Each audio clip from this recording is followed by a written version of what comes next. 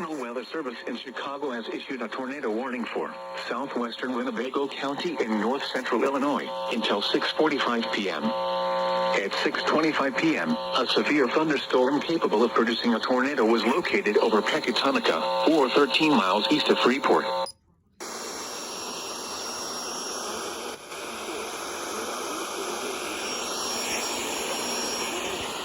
Those caught without shelter.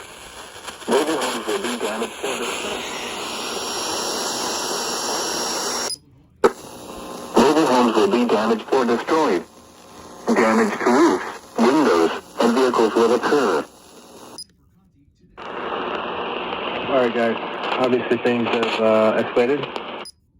Winnebago County Fairgrounds. Take cover now. Move to a basement or an interior room on the lowest floor of a sturdy building. Avoid windows. If you are outdoors, in a mobile home, or in a vehicle, move to the closest substantial shelter and protect yourself from flying debris.